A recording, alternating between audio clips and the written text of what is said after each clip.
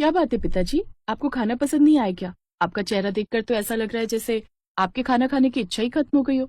बात तो तुम्हारी एकदम सही है बहू। ये खाना देखकर तो मेरा मन ही हट गया, लेकिन इसमें तुम्हारी भी क्या गलती। तुम्हें आए हुए अभी जुम्मा जुम्मा 2 ही दिन तो हुए हैं। गलती तो तेरी सास शारदा की है। अब घर वालों की पसंद नापसंद बताने का काम तो इसका है ना। लेकिन अब तेरी सास को ही परवाह नहीं तो फिर तुझे क्या ही नाराजगी दिखानी। तो बाबूजी आप मुझे बताइए ना, आपके खाने ना खाने की जिम्मेदारी मेरी है। आप मुझे बताइए, अब से मैं आपके खाने पीने का ख्याल रखूंगी। अरे एक बार चख कर तो देखिए, 2-2 सब्जियां, पूरी, हलवा, कितना कुछ है, लेकिन इनकी जान तो बस चटनी में ही अटकी पड़ी है। और सच कहूँ बहू, तो तू रह नहीं दे। अगर तूने इनकी ये फरमाइश पूरी कर दी ना तो तेरा भी जीना मुश्किल हो जाएगा, जैसा मेरा हो गया है। ओह, तो ये सब चटनी के बिना होने से हो रहा है। इसका मतलब बाबूजी को चटनी पसंद है। कोई बात नहीं बाबूजी, आप थोड़ी देर रुकिए, मैं जल्दी से चटनी बनाकर लाती हूँ। कुछ ही देर में वो चटनी बनाकर ले आती है। ये लीजिए बाबूजी, आपकी पसंद की चटनी। अब आप खाना खा लीजिए, फिर बताइए आपको खाना कैसा लगा। अब तू ये ना पूछे तो ही ठीक है बहू। सच में जैसी सास वैसी ही बहू ढूंढ कर लाई है। क्यों, ऐसा क्या हो गया बाबूजी? इस बूढ़े आदमी को एक चीज अपनी पसंद की मिल जाए तो इस बुढ़िया के सीने पर तो सांप लौटने लगते हैं। बुढ़िया होगी मेरी सौतन। ओफो बाबूजी, अब सस्पेंस मत रखिए और बताइए ना कहाँ कमी रह गई। मैं बताता हूँ सिमरन, कमी कहाँ है। दरअसल बाबूजी को मिक्सी में पीसी हुई चटनी नहीं, बल्कि सिलबट्टे पर पीसी हुई चटनी चाहिए। ओह, लेकिन बाबूजी सिलबट्टे पर तो मुझे चटनी पीसनी आती ही नहीं है। और इस बात से आखिर फर्क भी क्या पड़ता है कि चटनी कहाँ पीसी गई है। अरे मैं तो चटनी की शक्ल देखकर बता सकता हूँ कि चटनी मिक्सी में पीसी है या सिलबट्टे पर। तुम आजकल की जनरेशन भी ना, तुम्हें हर चीज मिनट में ही चाहिए। फिर चाहे वो 2 मिनट में बनने वाली मैगी हो या फिर 2 मिनट में मिक्सी में पीसने वाली चटनी। तुम आजकल के बच्चे मेहनत ही नहीं करना चाहते। अच्छा, ये तो आजकल के बच्चे हैं, लेकिन आप तो पुराने जमाने के हैं ना।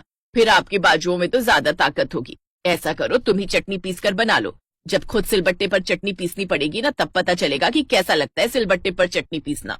ओफो माँ बाबूजी, अब बस भी करो। अब तो आपकी बहू भी आ गई है, फिर भी आप बच्चों की तरह लड़ते रहते हो। 25 साल हो गए मुझे आपका ये चटनी युद्ध सुनते सुनते। नैना बिल्कुल ठीक कह रही है। अब तो घर में बहू आ गई है, तो आप लोग उसे भी क्यों अपना ये चटनी युद्ध दिखाना चाहते हैं। जब देखो चटनी चटनी। बिल्कुल ठीक कहा तूने, इस बुढ़ऊ की तो जैसे जान बसती है चटनी में। रहने दो माँ, तुम भी कम नहीं हो। जब आपको पता है बाबूजी को चटनी इतनी पसंद है तो बना नहीं सकती उनके लिए चटनी। वाह वाह, सारी जिंदगी तेरी सुसु पोटी मैंने धोई, तुझे पाल पोस कर मैंने बड़ा किया, और ये महाशय अपने बाप की साइड ले रहा है। रहने दो, मुझे तो खाना ही नहीं खाना आप लोगों के साथ। हाँ तो मुझे भी नहीं खाना। हाँ तो मुझे भी नहीं खाना कोई खाना वाना। इस तरह सभी मुंह फुलाकर अपने अपने कमरों में चले जाते हैं और बेचारी नई बहू सर पकड़कर बैठ जाती है। 2 घंटे तक रसोई में खड़े रहकर सबके लिए इतनी मेहनत से खाना बनाया। सोचा था सब लोग मेरी तारीफ करेंगे, लेकिन यहाँ तो सब मुंह फुलाकर चले गए। अब ऐसा करती हूँ, सबको थाली में परोसकर उनके कमरे में ही दे आती हूँ। जब भूख लगेगी सब अपने आप खा लेंगे। अब वो सबके कमरे में ले जाकर खाना रख देती है। फिर अगली सुबह ये सब कलेश ना हो, इसके लिए सिमरन यूट्यूब पर देखकर सिलबट्टे पर चटनी पीसना सीखती है।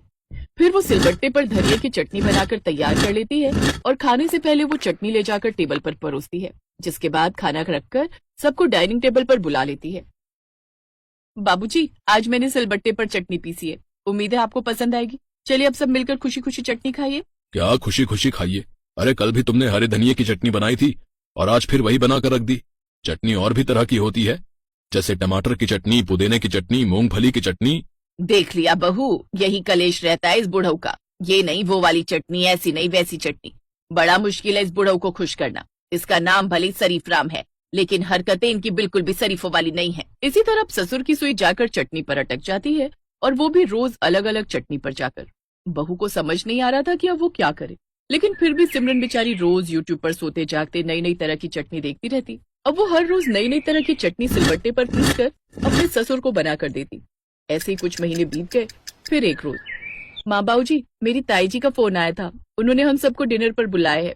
अरे बहू, तेरे ताया जी के यहाँ हम क्या करेंगे, तुम और रोनित हो आओ, और ज्यादा है तो नैना भी चली जाएगी तुम लोग के साथ। नहीं नहीं, आप सब लोग चलिए ना, उन्होंने इतने प्यार से बुलाया है, अगर नहीं जाएंगे तो उन्हें अच्छा नहीं लगेगा। अच्छा ठीक है बहू, तू कहती है तो हम सब भी चल लेते हैं। बहू के बार बार कहने पर वो सिमरन के मायके चले जाते हैं। उन्होंने उनकी आवभगत के लिए पूरी तरह की तैयारी की हुई थी। कई तरह के नाश्ते, ठंडे चाय, समोसे और तरह तरह के खाने में पकवान, और मीठे में भी कई तरह की डिश थी। लेकिन शरीफ राम की तो अभी भी भंवरे चढ़ी हुई थी। क्या हुआ भाई साहब, आप खुश नजर नहीं आ रहे? आपको खाना पसंद नहीं आया क्या? वो बात नहीं, दरअसल भोजन तब तक पूरा नहीं होता जब तक भोजन के साथ सलाद, रायता और चटनी ना हो। लेकिन भाई साहब, रायता, सलाद, अचार सब रखा तो है आपके सामने। हाँ, लेकिन चटनी कहाँ है? उसके बिना तो हमें भोजन में बिल्कुल भी मजा नहीं आया। ये सुनकर ताई जी का सर शर्म से झुक जाता है। घर आए हुए मेहमान से ऐसी बात सुनना किसी के लिए भी शर्मिंदगी की बात तो होती ही है। आज तक सिमरन अपने ससुर की सब बातें चुपचाप बर्दाश्त कर रही थी, लेकिन अब नहीं। घर आकर वो अपनी सास से, माँ जी, आज तक बाबूजी ने कभी मेरे खाने की तारीफ नहीं की, लेकिन फिर भी उन्हें अपने पिता जितना सम्मान देकर मैंने उनकी हर फरमाइश पूरी की। मुझे सिलबट्टे पर चटनी बनाना नहीं आता था, लेकिन उनके लिए मैंने वो भी सीखी। लेकिन किसी के घर में जाते वक्त तो थोड़ा लिहाज रखना चाहिए। अब मेरे मायके वालों ने कोई कसर नहीं छोड़ी, लेकिन बाबूजी ने जो उनसे कहा वो मुझे बहुत बुरा लगा। अरे, तो तेरे ससुर के साथ इतने सालों से मेरी और किस बात को लेकर लड़ाई हो रही थी, लेकिन लगता है अब उनकी अकल ठिकाने लगाने का समय आ गया है। फिर एक रोज सिमरन के मम्मी पापा उनको डिनर पर बुलाते हैं, जहाँ वो रोटी के साथ सब्जी की जगह तरह तरह की चटनी परोसते हैं। ये लीजिए भाई साहब, तोरी की चटनी, पुदीने की चटनी, धनिये की चटनी, टमाटर की चटनी, लहसुन की चटनी, मूंगफली की चटनी, कई तरह की चटनी आपके लिए बनाकर तैयार रखी है, वो भी सिलबट्टे पर पीसी हुई। इतनी तरह की चटनी? हाँ, मैं नहीं चाहती थी जो गलती मेरी जेठानी ने की वो मुझसे भी हो, इसलिए आज आप सब्जी की जगह चटनी के साथ ही रोटी खाओ। अब उसके पास और कोई चारा भी नहीं था। वो मुंह बनाकर वो तरह तरह की चटनी खाता है, लेकिन उस दिन उसका चटनी से मन भर जाता है। वो मुंह लटकाकर घर आता है। क्यों जी, आज तो खाने में मजा आ गया होगा, कई तरह की चटनी खाने को जो मिली। चुप करो तुम, आज के बाद चटनी का नाम भी मत लेना, समझी? अब दोनों सास बहू को समझ आ गया कि उनका ये चटनी छुड़वाने का प्लान काम कर गया। वो दोनों एक दूसरे को देखकर आंख मारती हैं और मुस्कुराने लगती हैं।